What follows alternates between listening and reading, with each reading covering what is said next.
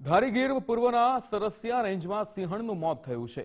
Pregnant સિંહણના મોત મામલે ફોરેસ્ટરની બદલી કરાઈ છે।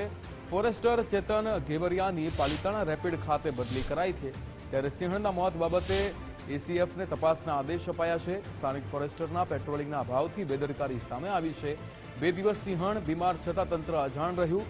ગ્રામજનોએ જાણ કરી છતાં તંત્ર દોડતું ન થયું। અગાઉ પણ લુવારિયા વીડીમાંથી બીમારીથી સિંહના મોત થયા હતા। 1 વર્ષ પહેલા માનવ મૃત્યુ થતા કાર્યવાહી ન થઈ।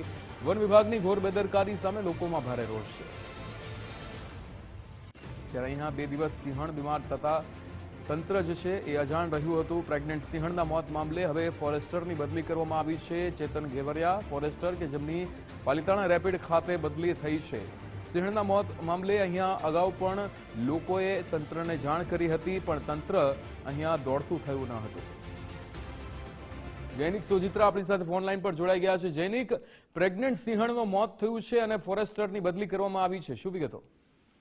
જે ધારી ગીર પૂર્વ સરસિયા રેન્જમાં પ્રેગ્નેન્ટ સિંહણના મોતને મામલે હાલ ગંભીર એક્શન લેવાયા છે। ધારી ગીર પૂર્વ સરસિયા રેન્જના લુવારિયા વીડીમાં પ્રેગ્નેન્ટ સિંહણનું મોત બાદ બેદરકારી બદલ ફોરેસ્ટની બદલી કરાઈ છે। ફોરેસ્ટર ચેતન ઘેવરિયાની પાલિતાણા રેપિડ ખાતે બદલીથી વન વિભાગમાં હાલ ફફડાટ ફેલાયો છે। જૂનાગઢ સીએફ રામરતન નાલાએ સિંહણના મોતને બાબતે સ્થાનિક એસીએફને આપ્યા હતા તપાસના આદેશ। સ્થાનિક ફોરેસ્ટ ધારીથી અપડાઉન કરતા હોય અને પેટ્રોલિંગનો અભાવથી બેદરકારી સામે આવી છે।